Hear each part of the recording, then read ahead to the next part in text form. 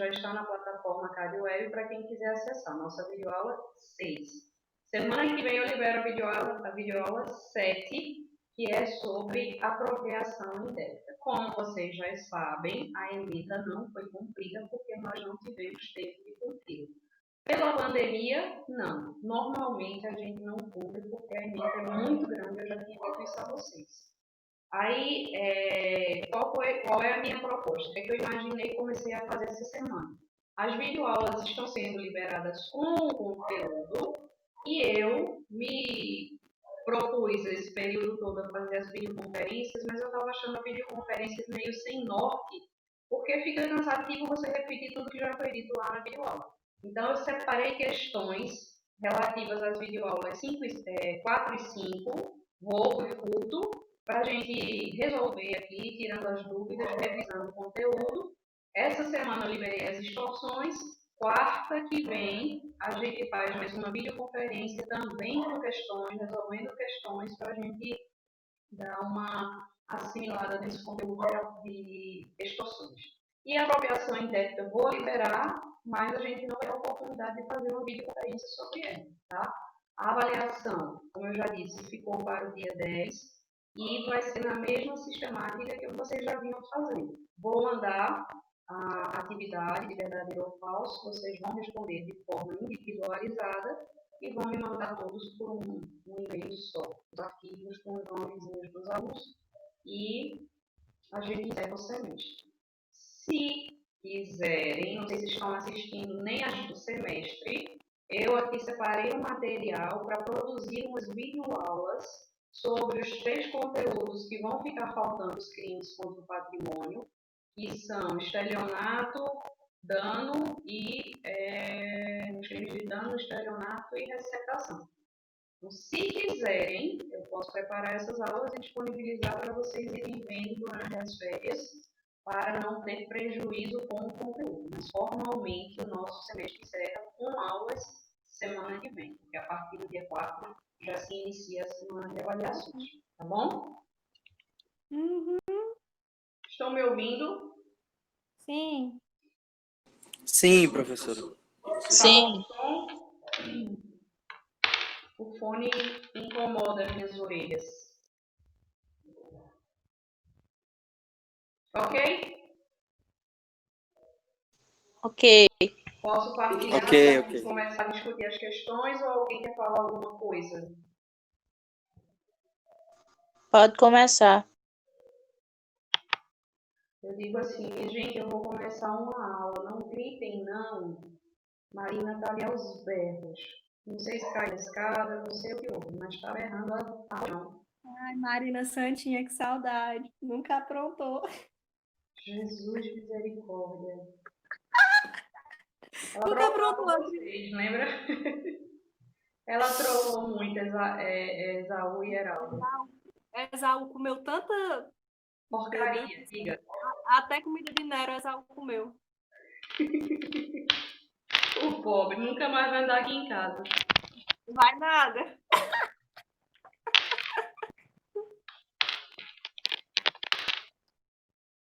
Só tô com a câmera ligada, né? Eles matarem a saudade de minha beleza. Gente, vamos matar as nossas saudades. Olha a vontade de fazer um São João, porque é bem grande, encher essa casa de gente. Oh, saudade de um rolê com Deus. E Marina me pedindo hoje, mamãe, faz uma festa de São João. Mentira. Minha filha, se eu fizer, você é presa.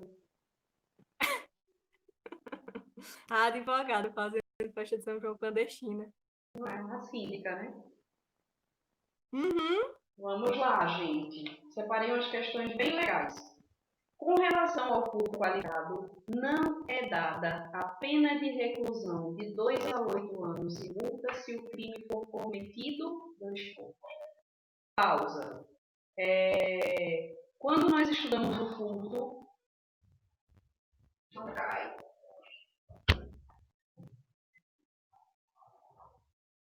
Quando nós estudamos o furto lá no 155, nós vimos que existe o furto simples no caput e vimos que ele traz no parágrafo 1º uma causa de aumento de pena, falando se o crime é praticado durante o repouso noturno.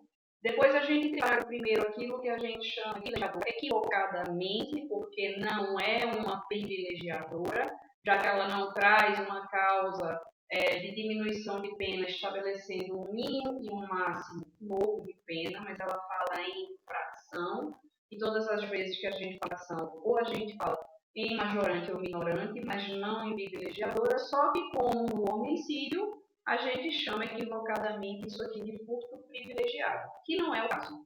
Depois vem o parágrafo 4º e o parágrafo 4A, 5º, 6º e 7º, para trazer qualificadoras. Então, do 4º até o 7º, tem qualificadoras diferentes para o furto. A do 4A diz que a pena vai ser de 2 a 8. Aliás, a do 4 diz que a pena é de 2 a 8. A do 4A diz que é de 4 a 10. A do 5º diz que é de 3 a 8. O 6º de 2 a 5. E o 7º de 4 a 10. Aqui a gente está falando de uma pena de 2 a 8 anos. Então, primeiro a gente precisa estabelecer qual o parágrafo com o qual a gente vai trabalhar. Qual é o parágrafo que fala de reclusão dos alunos? É o parágrafo 4º. Então, é com ele que a gente vai responder essa questão. E diz que essa pena vai ser de 2 a 8 anos. Nessas das 5 hipóteses, e a gente tem que estabelecer qual delas é a que vai ser motivadora dessa qualificadora de 2 a 8 anos. Como diziam os professores dos meninos aqui nas videoaulas, separem seu material, seu livro, seu caderno, borracha, caneta, e eu espero que todos estejam aí com seus códigos para a gente poder discutir, tá? Vamos lá no parágrafo 4º, 155, descobrir qual é a motivadora aqui, a motivadora. Vamos falar, tá? Precisa de uma interação.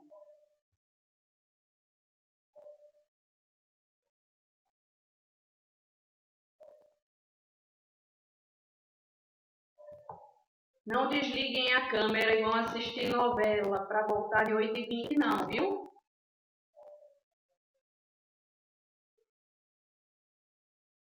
Eu tô tentando ajeitar aqui o áudio do fone, que tá falhando aqui.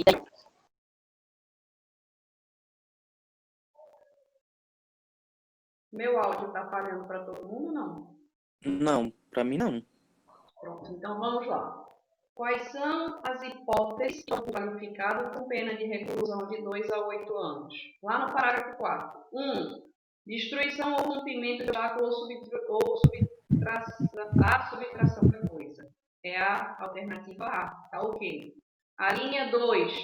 Com abuso de confiança ou mediante fraude, escalador ou destreza.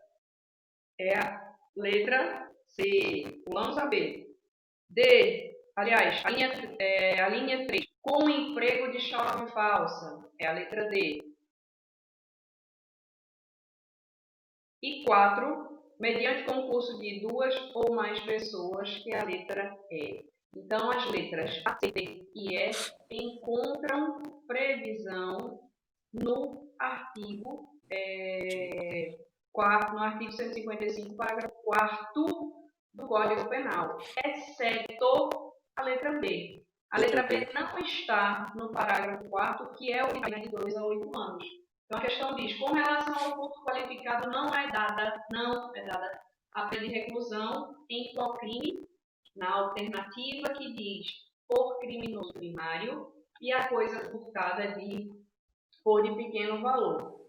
Isso não está no parágrafo 4º e não vai estar em parágrafo nenhum que falar sobre qualificadoras, porque essa causa é o que a gente chama de privilegiadora, lá, equivocadamente, lá do parágrafo 2º, que diz que se o criminoso é primário de pequeno valor a coisa furtada, pode substituir a pena de reclusão pela de detenção, diminuir de 1 a 2 terços ou aplicar somente multa. Então, a letra B não é qualificadora. A letra B é o que a gente chama equivocadamente de privilegiadora, está lá no parágrafo 2º do 155. Ok? Alguém quer fazer algum comentário?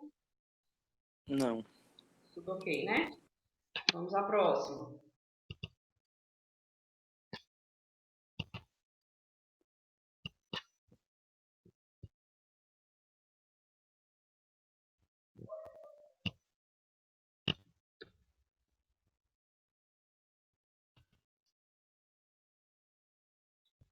Apareceu?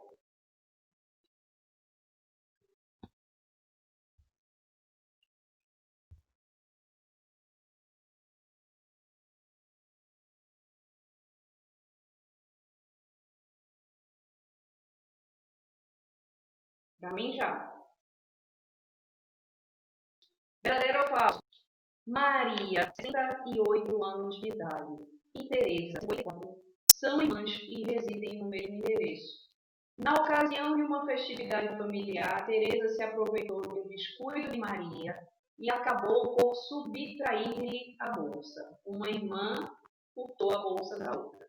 Nos termos do Código Penal, o procedimento praticado por Teresa dependerá de representação da vítima, verdadeiro ou falso.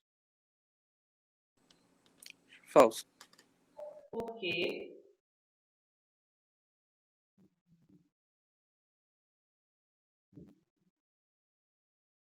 Vamos, gente, conversar?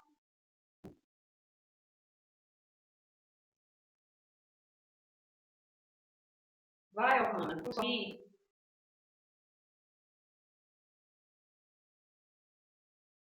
Vitor?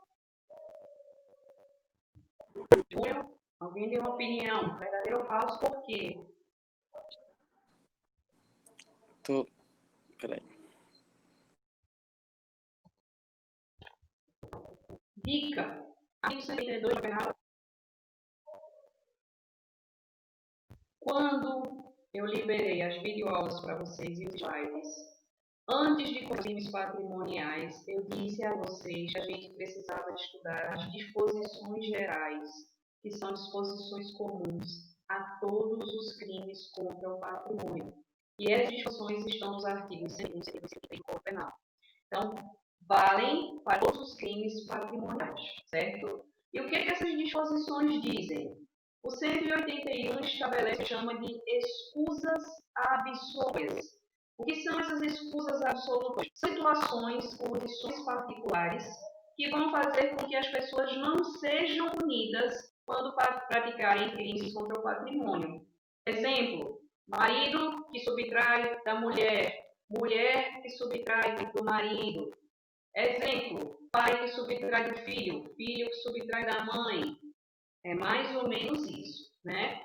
Então, eu tenho as escusas absolutórias e quando eu falo do cônjuge ou do companheiro, na chance do casamento. São casados ou convivem, né? São companheiros de família. E aí um subtrai o outro. O marido subtrai alguma coisa da mulher para dar para a amante. Ou a mulher também, né? Nós trabalharmos com machismo neste momento. E aí o que acontece? Apesar de configurado o crime, satisfeito o fato típico, o legislador estabeleceu essas condições de pena. Então, marido e mulher, companheira e ascendente e descendente, desde que sem violência ou grave ameaça. Isso quer dizer que essas escusas absolutórias não ficam, por exemplo, ao roubo, à extorsão mediante sequestro. Por quê? Porque elas têm como elemento, como do crime, a violência ou grave ameaça. Então, o fato de ter como elementar do crime violência ou grave ameaça faz com que essas escusas não funcionem. Mas funciona para os crimes que foram cometidos por grave ameaça, ou seja, esse daqui. Esse caso é o caso de escusa absolutória? Não. Por quê? Porque aqui nós temos duas irmãs. As escusas absolutórias, ou seja, a isenção de pena só se aplica para marido e mulher, companheiro e companheira, na constância do matrimônio, na constância da união estável e para ascendentes e descendentes. Não é o caso. O próximo artigo estabelece que, nos casos de crimes patrimoniais cometidos sem violência ou grave ameaça entre irmãos, elas são irmãs, ou entre tios e sobrinhos que coabitam, a ação penal vai se tornar pública condicionada. A gente sabe que o furto é um crime de ação penal pública incondicionada. O Ministério Público toma conhecimento e já pode processar sem precisar satisfazer nenhuma condição.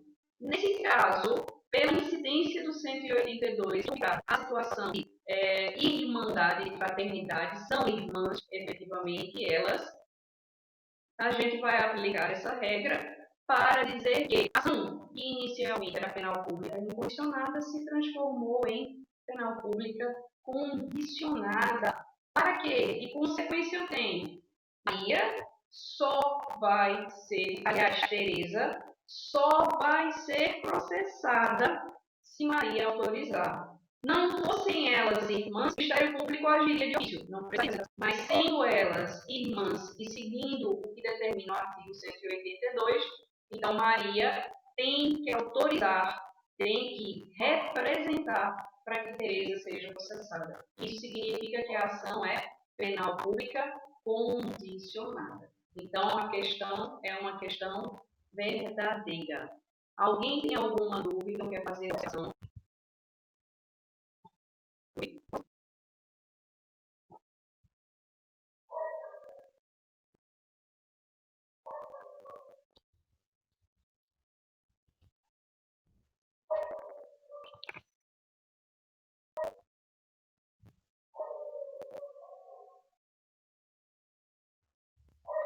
Três. O crime de roubo tem pena aumentada se. Onde é que a gente acha o roubo? Lá no artigo 157. Furto, 156. Furto de coisa comum, aliás, furto, 155. Furto de coisa comum, 156. Roubo, 157. Então, a nossa questão agora está no artigo 157 do Código Penal. Como é que a gente encontra a disposição do roubo? A gente tem no caput do artigo 157 o que a gente chama de roubo próprio, que é você para si ou para outrem coisa alheia móvel, utilizando-se de violência ou grave ameaça, ou então reduzindo a impossibilidade de resistência da vítima. Isso é o roubo próprio, né?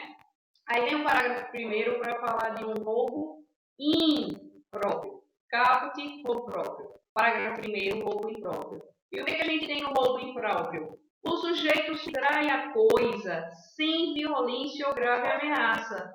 Depois que subtrai, para garantir a sua fuga ou para assegurar a posse do bem que ele subtraiu, é que ele vem para a violência ou a grave ameaça. Então, ele não usa de violência ou ameaça para a subtração como no roubo próprio. Ele vem utilizar depois de estar com a coisa para que permaneça com a coisa ou para garantir a sua fuga. Então, roubo próprio no caput, parágrafo primeiro, roubo impróprio. E aí eu tenho parágrafo 2º, parágrafo 2º A e parágrafo 2º tratando de causas de aumento de pena, tá bom? Então eu tenho 3 hipóteses de majorantes diferentes para o roubo. Eu tenho o segundo que diz que a pena vai ser aumentada de 1/3 até metade. Eu tenho o segundo A que estabelece que a pena vai ser aumentada de 2/3. E eu tenho o parágrafo que diz que a pena vai ser aumentada no dobro. A pena vai ser dobrada. Então, tenho 3 diferentes de aumentar, majorar a pena no roubo. Situação perguntíssima. Tinha só o parágrafo 2º até 2018. E o inciso primeiro fala que o crime de roubo seria majorado se houvesse utilização de arma. Ponto. Não falava a natureza da arma. Se arma branca, se arma de fogo. E aí, em 2018, veio uma reforma legislativa, revogou esse inciso que dizia que a arma, genericamente falando, aumentaria a pena em 1/3 até metade. Aí criou-se o parágrafo 2º-A e jogou lá a arma, aumentando a majorante para preços, mas limitou a arma de fogo. Então, o legislador, em 2018, acabou a prisão de arma branca ser majorante do crime de roubo. E trouxe muito problema, porque muita gente já havia sido condenada, né? Estava cumprindo pena, ou estava em fase de recurso, principalmente cumprindo pena, pelo furto majorado pela arma branca, que de repente deixou de ser majorante, e a lei nova que beneficia o réu deve retroagir. Então, isso criou uma celeuma muito grande. Porque se de um lado foi bom, que aumentou a pena, aumentou, na verdade, a fração da majorante, que era de 1/3 até a metade, aumentou para 2/3, ele tirou a arma branca, só a arma de fogo. Foi bom num ponto, mas foi ruim. Aí, novamente, em 2019, a gente teve outra reforma legislativa, agora em dezembro de 2019, que foi esse pacotão anticrime, e aí o legislador veio para trazer outra vez a branca como aumento de pena, como causa majorante do roubo, e colocou ele no inciso 6 do parágrafo 2º, estabelecendo aquela pena velha de penalidade, colocou que a arma de fogo que estava no segundo A ficou, mas o legislador trouxe ainda, agora em dezembro de 2019, o segundo B. Esse é recentíssimo. Então, cuidado, gente, quando forem estudar com o código, o livro está desatualizado, vocês têm razão, tá? Em 2018 e em 2019, nós tivemos atualizações muito significativas em relação a muitos crimes, especialmente aos crimes patrimoniais. A lei de execuções finais também, execuções penais, também sofreu muitas alterações que merece que a gente dê uma revisitada para atualizar e tomar cuidado quando se estudar. O que o segundo B novíssimo agora de dezembro fez? Disse que se a arma de fogo for de uso restrito ou proibido, não vai elevar a pena em 2/3, vai cobrar. Ou seja, essas duas reformas fizeram com que a arma fosse trabalhada em 3 parágrafos diferentes. Se a arma é branca, para o segundo, aumento de pena de 1/3 até metade. Se a arma for de uso permitido, aumento de pena de 2/3, parágrafo 2º A. E se a arma de fogo é de uso proibido ou restrito, segundo B, a pena vai ser dobrada. Cuidado com a arma. Majora o crime? Sim, mas majora em 3 condições diferentes, tá? Ela trabalha nos 3 parágrafos de forma diferenciada. Então, vamos lá.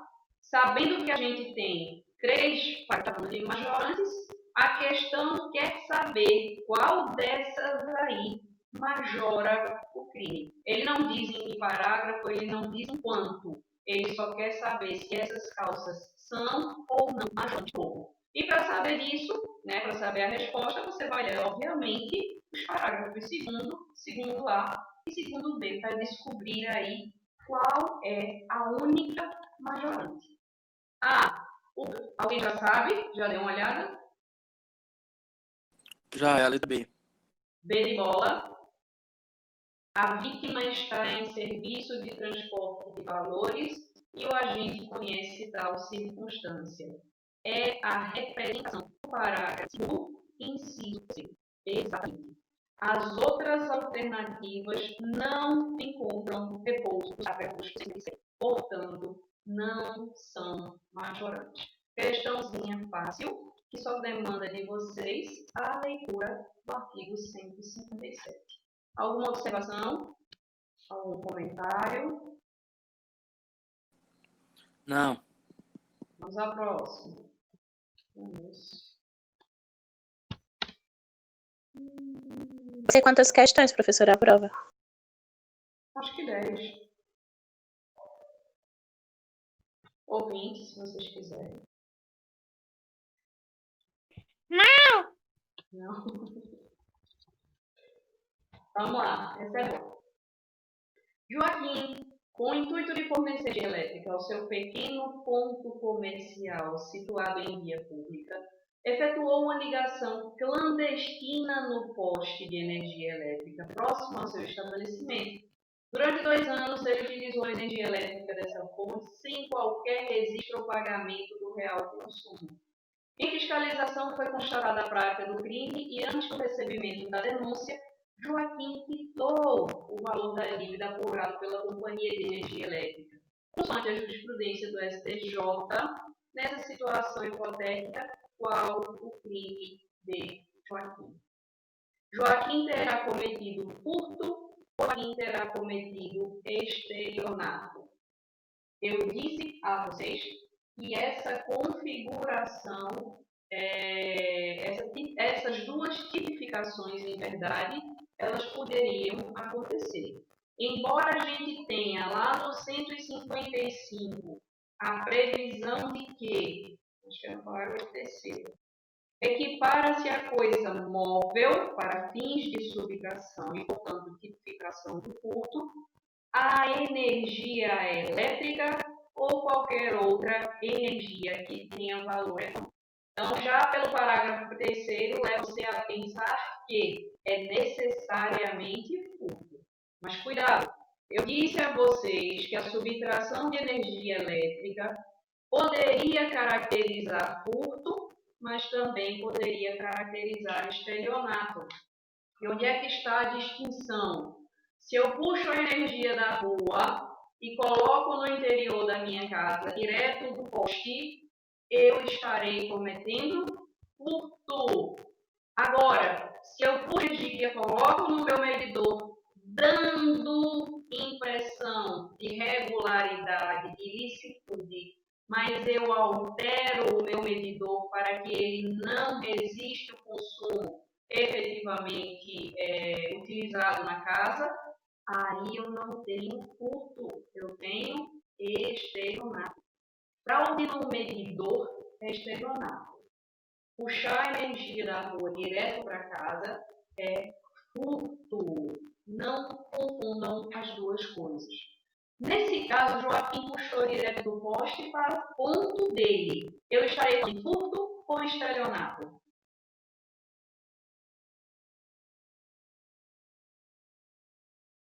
Foi Eu acho que é furto. furto. Já excluía aí o estelionato, por quê? Porque a questão não falou de fraude no medidor. Então, já não tenho letra B nem D. Vou ficar com A, C e E.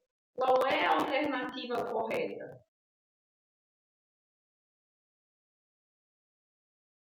Que me dizem?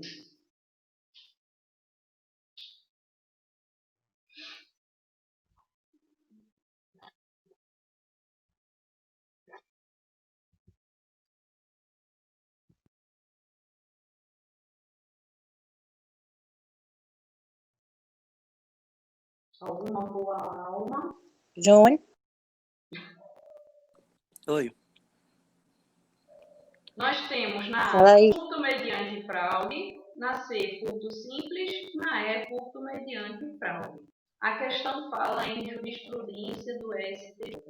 O STJ entende que, nesse caso, o furto não é simples. O furto é majorado, na verdade, é parágrafo 4º, pela fraude. Parágrafo 4º, inciso 2º.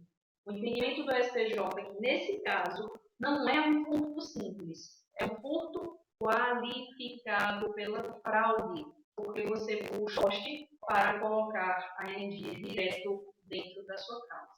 Então, eu permaneço com as letras Então é a A, letra E. E, U, A, C. Qual é a distinção agora entre essas duas letras? A questão diz que Joaquim quitou o valor apurado, aquele refaturamento, antes do recebimento da denúncia. Esse pagamento vai funcionar como uma extinção de punibilidade ou não?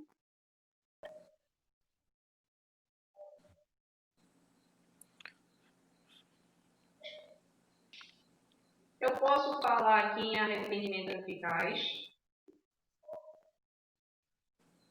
Arrependimento eficaz Acho não que deixa não. que a pessoa seja punida, né? Não pelo crime, mas só pelos atos que praticou. Aqui extingue-se ou não a punibilidade pelo pagamento?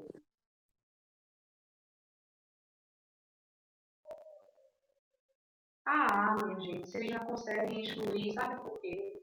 Porque a questão diz que ele pagou antes do recebimento da denúncia. E a A diz, cuja punibilidade foi extinta com o pagamento antes do oferecimento. pagamento não foi antes do oferecimento, foi antes do recebimento. Oferecimento e recebimento são institutos diferentes. Quando eu protocolo a minha ação, ligada ao Ministério Público, a gente está oferecendo, né, entregando ao judiciário para que o judiciário analise. Quando o juiz recebe e dá o primeiro despacho, dando-se réu, e nesse caso, aí a gente tem um recebimento. É o judiciário recebendo a nossa ação para que possa julgá-la.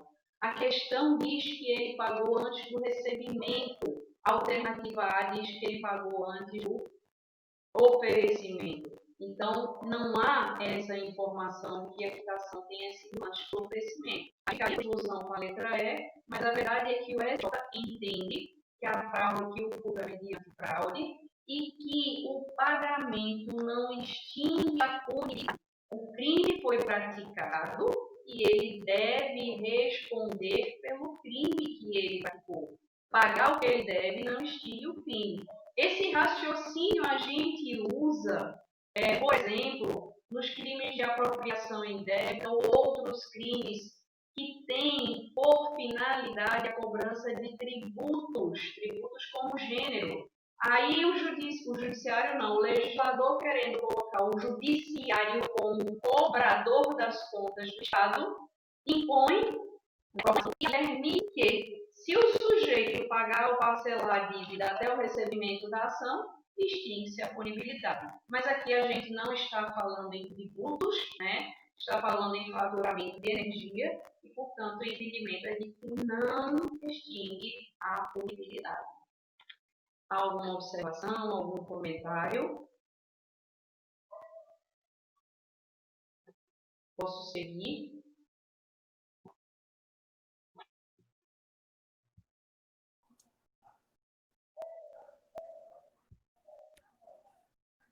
Oi, tá me ouvindo? Eu tô. Professora, só queria dizer aí que Juninho tá amassando as questões, Quem? tá muito inteligente o cara e queria saber se não tinha como a senhora responder umas 5 questões da prova aí. Primeiro, Na próxima. que bom que ele está assim, tão dedicado. 2, não, eu não vou responder as questões da prova. É porque eu tô com o código aqui.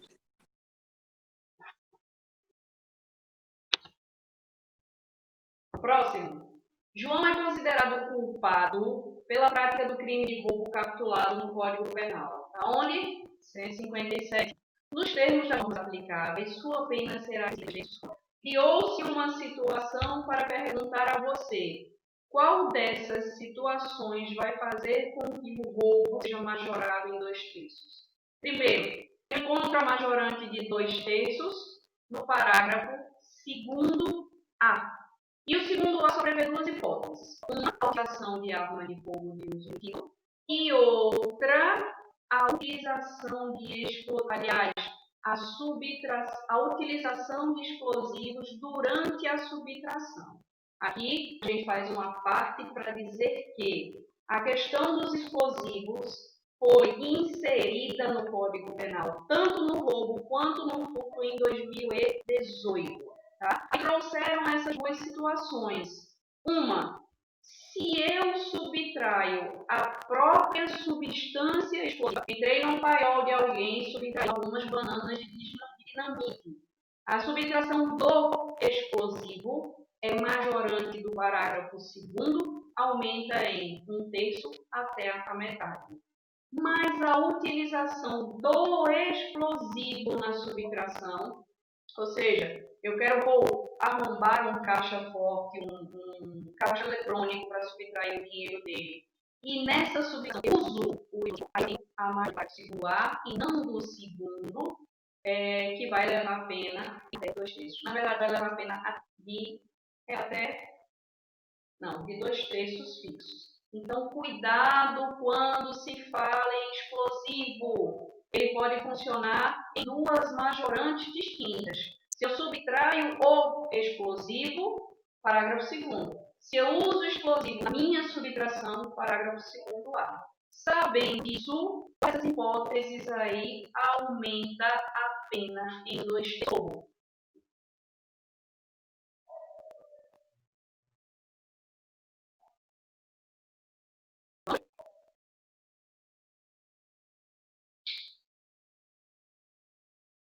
Vamos, Júnior. Salva a pátria. Vitor hoje está silencioso. Rosane já desapareceu, deve estar fazendo make. Rapaz, não sei. Lucas está só com inveja de Júnior. Ok. Stefânia está silenciosa também. Eu tô aqui também, tô só assistindo hoje. Quem? Oi? Salve a pátria. Ainda não achei. Segundo A, eleva a pena em 2/3. Então é com ele que a gente vai trabalhar. E o segundo A só prevê duas majorantes. Uma, utilização de arma de fogo, e outra, utilização de explosivos na subtração. Então eu tenho que só são duas causas relacionadas com arma explosiva. Então a A não é, a B não é. Eu fico com C e D. Mas a C está dizendo que eu estou subtraindo o explosivo. Então, aqui não é a majorante do segundo A que prevê o aumento de 2/3. A majorante do segundo prevê aumento de 1/3 até. Então, eu só fico com a letra D, que é a arma de fogo. Tá? Só da leitura dos parágrafos você consegue responder a questão. Alguma, né? No caso.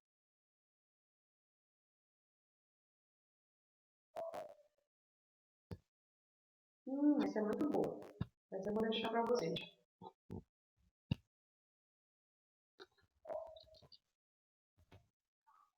Para mim já compartilhou.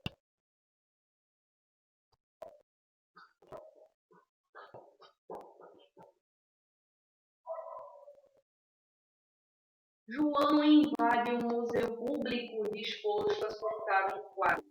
Durante a ação, quando já estava tirando o quadro da parede, depara-se com um vigilante.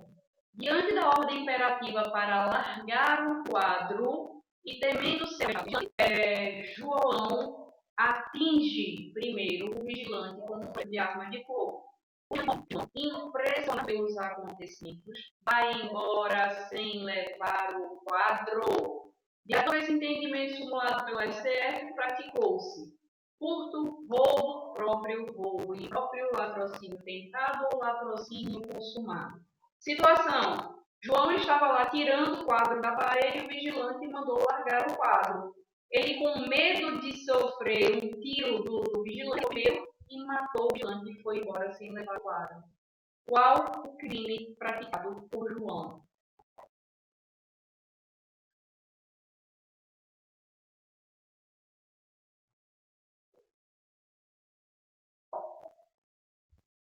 Tá? Vai, Lucas.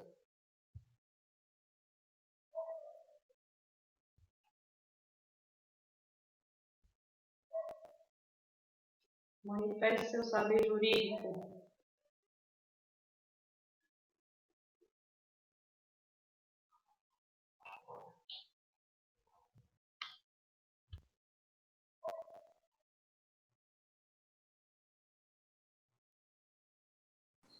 Rapaz, eu sei que é latrocínio. Agora não sei se é tentado ou é consumado.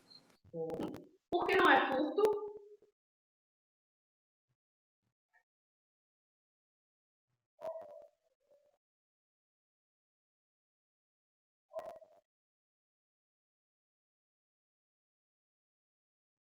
Furto não admite violência nem grave ameaça, gente. Houve um óbito. Violência. Violência não caracteriza furto. Excluir o furto. A roubo impróprio, aqui eu posso falar em roubo próprio, aliás, posso falar em roubo próprio. Primeiro, o sujeito já está com a coisa subtraída e aplica a violência para permanecer com ela ou garantir a fuga. Não foi o caso. Nem posso falar em furto nem roubo impróprio. Posso falar em roubo inconclusivo? Também não. Por quê? Porque não tem um desígnio de estatuto ali relacionado à mesma situação. Ele foi flagrado durante o roubo e atirou. O que é o latrocínio? É o qualificado pela morte. As pessoas tendem a dizer que o latrocínio é roubo seguido de morte. Não interessa em que momento a morte aconteceu. ela precisa decorrer do roubo. Ou antes, ou depois. Não interessa em que momento. Ele estava subtraindo a coisa, não era? Mas surgiu um empecilho que é o vigilante durante o roubo. Então, ele não levou a coisa, mas o vigilante morreu. A gente tem que é uma situação de latrocínio, não é? Era a subtração da coisa mais a violência. Então, a gente já sabe que aqui tem um latrocínio. Agora, é tentado ou consumado? Aí a gente vai... Tentado. Tentado. Aí a gente vai para o entendimento do STF, que é a súmula 610, se não me engano, é 611.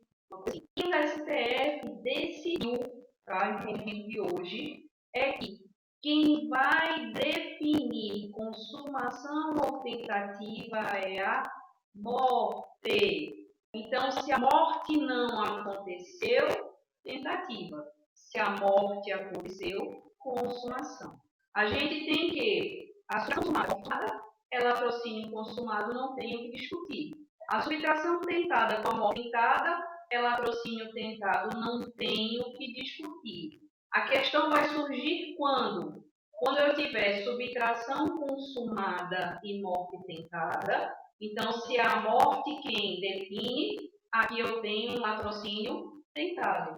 A morte consumada e a subtração tentada, como é o caso, e quem define é a morte, então a gente tem um latrocínio consumado. É a morte, segundo o STF, quem vai dizer se o latrocínio é consumado ou tentado. A alternativa é alguma dúvida, minha gente?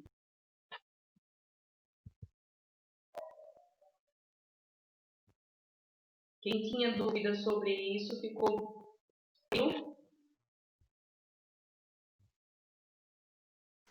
Vai cair questões dessa na prova, professora?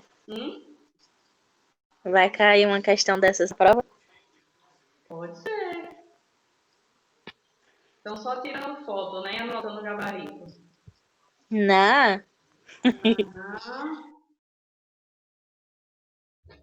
Olha essa como é boa também.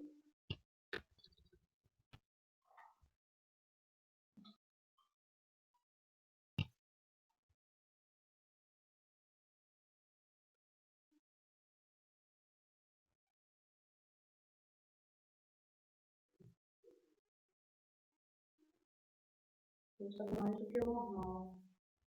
Pronto. Para mim apareceu. O está acompanhado de amigos e de Maria, sua esposa.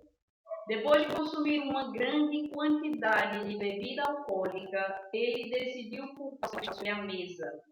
Antônio, que acreditava que o objeto era de propriedade de algum desconhecido, na verdade subtraiu o aparelho de Maria, sua esposa. Passados alguns minutos, tendo percebido que o aparelho estava quebrado, arrependido, ele deixou o aparelho no banheiro com a esperança de que o proprietário o recuperasse. Após isso, foi para casa. Considerando que a conduta de Antônio tenha sido descoberta e denunciada à polícia, assinale a opção correta. Qual a consequência jurídica da ação de Antônio? Queria subtrair um celular de algum desconhecido, pegou, depois de beber bastante, o celular da esposa, achando que era o celular de algum companheiro e verificou que o celular estava quebrado. Ele colocou o celular no banheiro e esperando que o dono viesse a encontrá-lo no banheiro. Houve crime? Se sim, qual crime?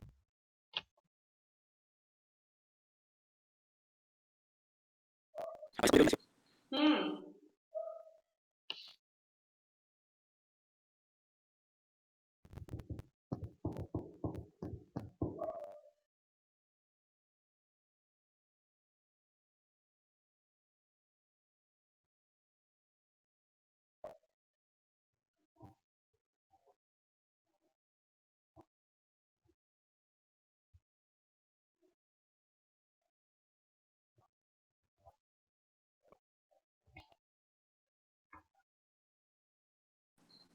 Não é letra A, não?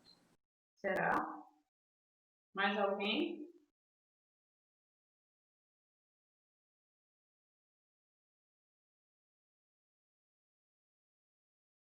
Ainda mais. Vamos analisar? A. Antônio responderá pelo crime de furto, mas sua pena será reduzida em razão da absoluta impropriedade do objeto. O que é a absoluta impropriedade do objeto? É um dos requisitos do impossível, artigo 17 do Código Penal. O artigo 17 diz que não se punirá a tentativa configurada a impropriedade absoluta do objeto ou a ineficácia absoluta do primeiro. O crime impossível não reduz, vai fazer com que nem seja punido. Então, isso aqui já está errado por isso. A consequência jurídica do crime impossível, do qual a absoluta impropriedade do objeto é elemento, caracteriza a não punição e não a redução de pena. Mas por que não há crime impossível? Porque quando João, eu não posso falar que é impossível, por quê?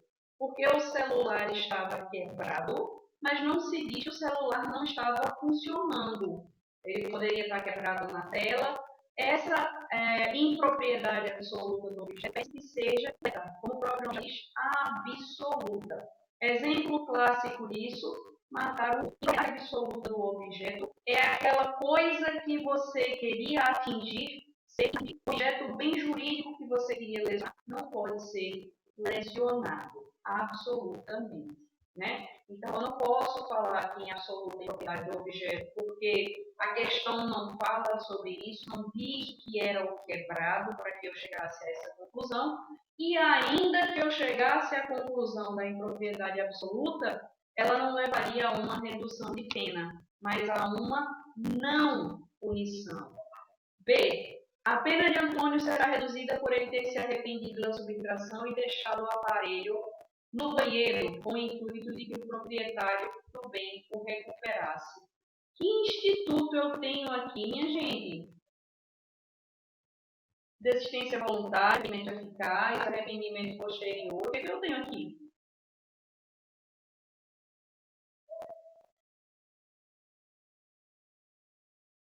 Posso falar em desistência voluntária? Durante os atos de execução ele desistiu?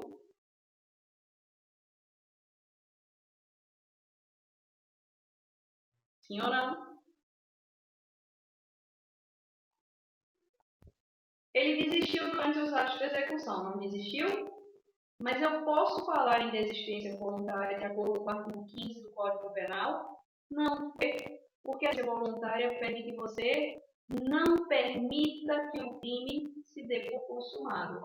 E o crime chega à sua consumação quando ele subtrai a coisa e não devolve ao dono. Ele deixou no banheiro. Se ele tivesse retornado à mesa e colocado o celular no lugar, bem, talvez a gente caracterizasse a desistência voluntária. Mas como ele não devolveu, não voltou a situação ao status quo ante, eu não posso falar em desistência voluntária. E se eu falasse, a consequência não é redução de pena.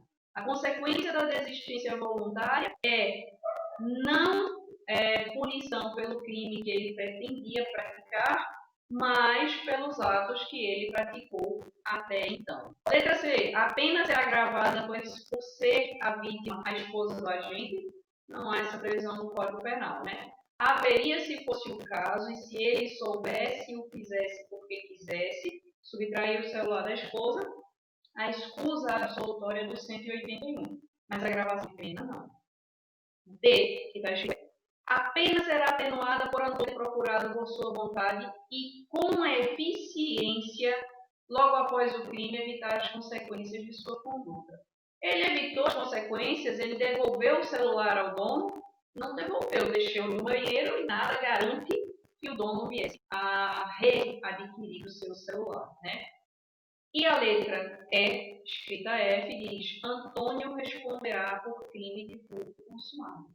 De fato, Antônio responderá por crime de furto consumado. Por quê?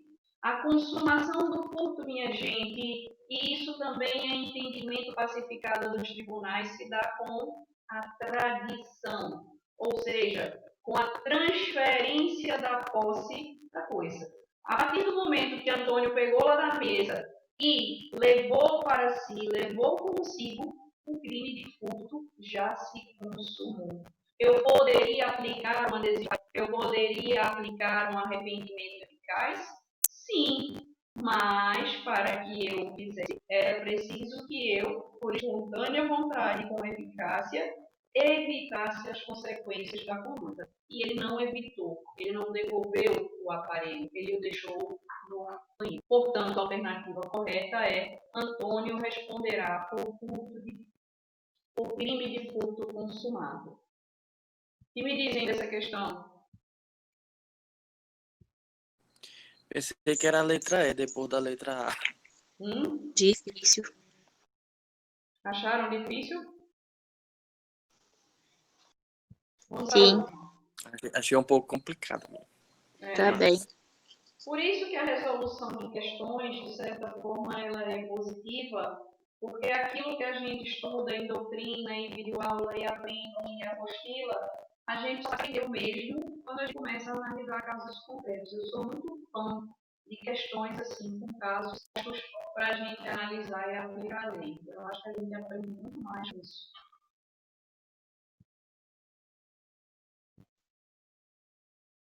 A última aqui, mas é boa também.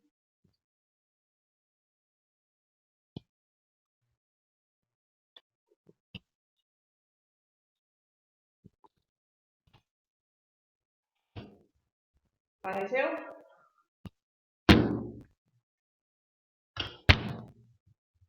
Ainda não. Ainda não. Ainda não. Ah, apareceu. Para mim também não.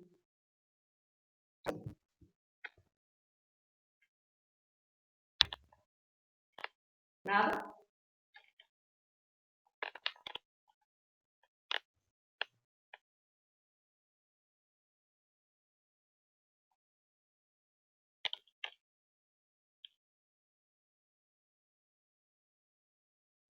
Ainda não?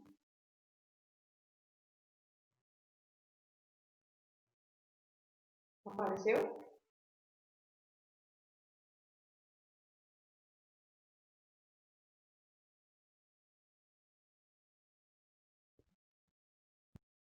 Nada, gente. Oi, professora? Oi, professora? Apareceu? Apareceu.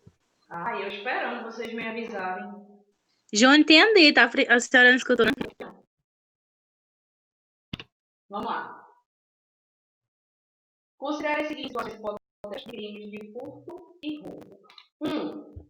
Paulo, durante o período noturno, ingressou de 70 anos e subtraiu a quantia de R$ 3.000 em dinheiro que estava ocultada no guarda-roupas. Vamos lá. Que crime eu tenho aqui?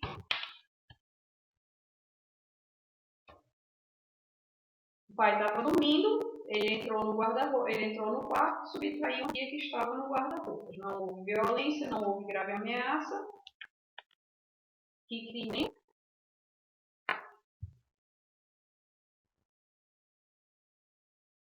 Não ouço vocês.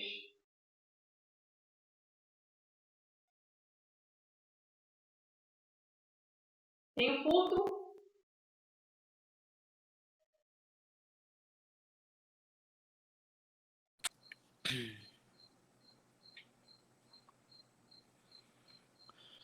Há aqui um crime de furto?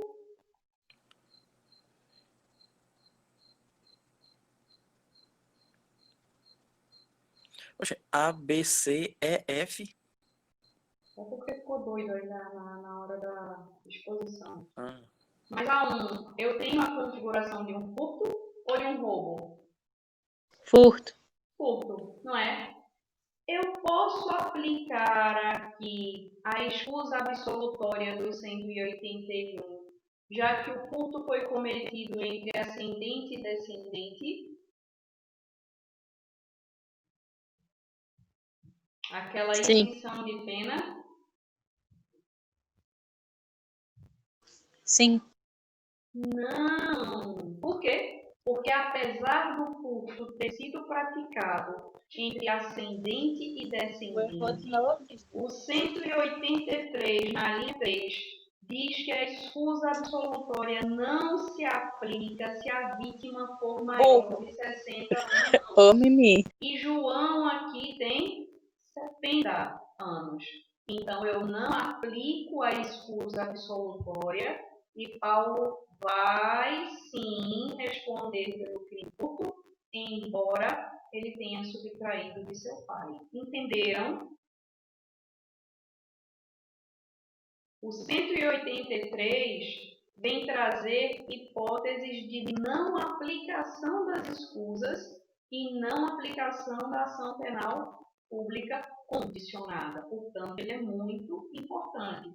Ele diz que não cabe a história quando há violência ou ameaça, não cabe quanto a um terceiro que ajuda no crime e não cabe se a vítima tem mais de 60 anos, tem 60 ou mais. Então, eu já excluo aqui a escusa absolutória de Paulo pela idade do pai dele. 2. Mariano, policial militar, apontou a arma de fogo para sua esposa Rita, com quem é regularmente casado e convive na mesma residência, e subtraiu diversas joias em ouro pertencentes a ela, fugindo em seguida. Olha só, marido e mulher, um subtraiu do outro. Posso aplicar a escusa absolutória do 181?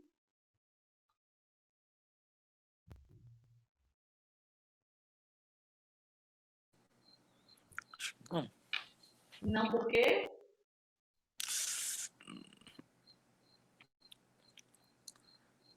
Apontou uma arma De fogo. Pois é. houve, no mínimo, grave ameaça. E as escusas absolutórias não cabem quando há ameaça, quando há violência ou grave ameaça. O grave. Então, a escusa absolutória também não se aplica a Mariana. 3. Os irmãos Michael e Josué estavam em uma festa na cidade de São Paulo que acontecia em uma casa noturna. Durante a festa, Michael saiu da casa noturna e furtou o veículo de propriedade de Josué, entregando o bem para um comparsa, retornando à festa logo em seguida. Aqui eu tenho um roubo.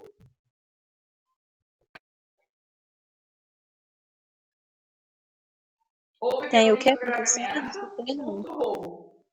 No 3, eu tenho furto ou roubo.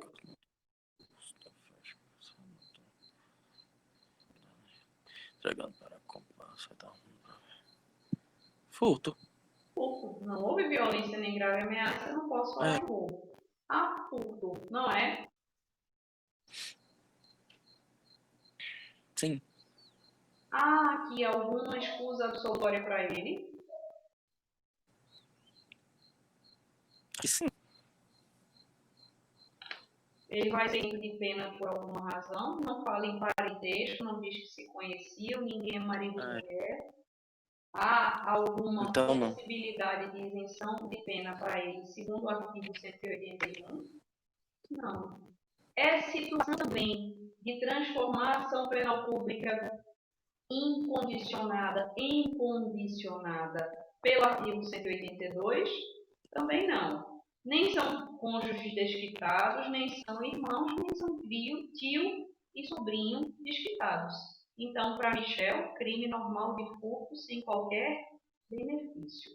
Outra hipótese. Davi, em comparsa com Felício, aliás, com o comparsa Felício, ou furto noturno mediante arrombamento contra o estabelecimento social de propriedade de Rodolfo, filho de Davi.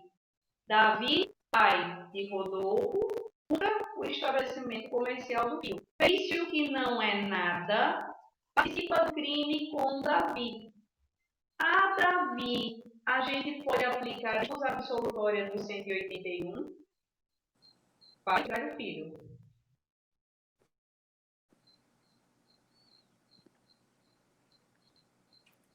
que sim. Sim, posso. Mas essa excusa absolutória se estende a que não é parente? Não se estende. 183.1, aliás, 2, diz que as escusas absolutórias do 181 não se estendem ao estranho que participa do crime. E nesse caso é o que participa do crime. Resumindo, de acordo com o Código Penal, o Ministério Público poderá ajuizar ação penal pública incondicionada, ou seja, não aplica depois, em relação a Mariano e quem mais?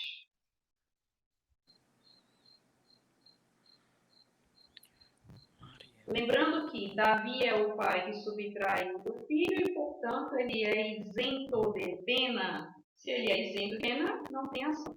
Não existe.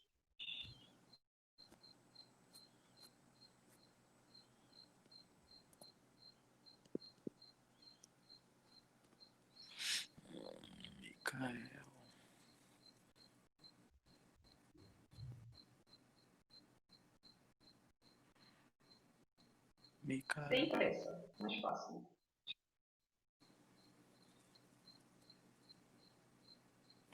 Que é um...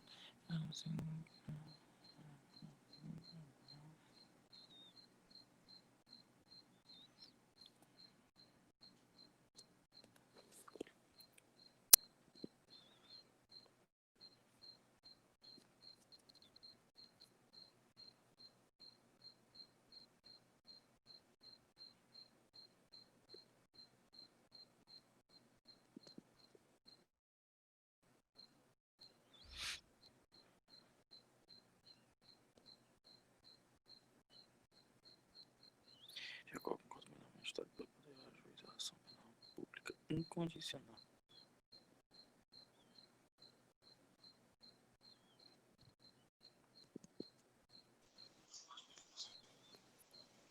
Eu falei? Não que eu tenha escutado. Não. Vou... eu fui nascer. Por quê? Eu acho que é Micael e Davi, né? Não? Davi é o pai. O pai subtraiu do filho. Eu acho que é Micael e... Se o pai subtraiu do filho sem violência e sem grave ameaça, ele é isento de pena. A questão está perguntando quem o Ministério Público pode processar sem a necessidade de representação, ou seja, através de ação pública incondicional. Davi eu não posso votar porque ele é isento de pena, não é? Uhum. Ainda acho que é Paulo e Micael. É por Felícia, não é não? Ai, Júnior, sei não, mas... Minha boba, Não tô vendo isso aí não, tô doidinho. minha boba ali agora. São irmãos. Os irmãos Micael e Josué. Se eles são irmãos, eles entram naquela, o Micael entra naquela condição de ação condicionada à representação, 72. Irmão legítimo ou ilegítimo, precisa representação. Então, Micael, em tese, só pode ser processado com a representação. Josué. A ação dele é uma ação pública condicionada. Tem isso mesmo. Então, nenhuma alternativa que tenha ele vai estar verdadeira. Nenhuma que tenha Davi vai estar verdadeira também, porque é uma situação de isenção de Então é Paulo mesmo. Paulo e Felício. A alternativa D, que aí está escrita, é muito boa, né? Trabalhosa. Mas uma questão muito boa para raciocinar, porque traz hipóteses bem diferentes e trabalha muito bem essa questão das disposições gerais dos artigos 181 a 186. Eu gostei muito dessa questão. Eu diria difícil, mas... Não, ela é difícil, ela é muito trabalhosa, mas eu estou dizendo assim, ela trabalha em geral com essas questões das disposições gerais todas. Ela fala de isenção, ela fala de representação, ela fala das hipóteses em que não cabe, nas quais não cabe a aplicação nem do 181 e 182. Eu achei ela bem completa, complexa também, mas bem completa. É uma questão para se treinar, para estudar. Pronto, gente, é isso. Era isso que eu tinha para trabalhar com vocês hoje, fazer uma revisão, resolvendo questões, para dar uma segmentada maior no assunto. A videoaula já está liberada e a gente volta, então, a se encontrar quarta que vem para fazer mais algumas questões relativas aos crimes de extorsão. Ok? Ok. Então, obrigada pela companhia, Ok. boa noite e até quarta-feira. Se durante a videoaula precisarem falar comigo, de amoroso, ou qualquer desabafo, enfim, eu estou aqui. Vai falar, Vitor? Não, não. Então tá bom, gente. Então, ó, vieram me buscar. Boa noite. Oi, criança. Não estou ouvindo não, que eu estou com fome. Peraí. Tchau. Oi, crianças. Tudo bem? Tchau. Tchau, gente. Tchau,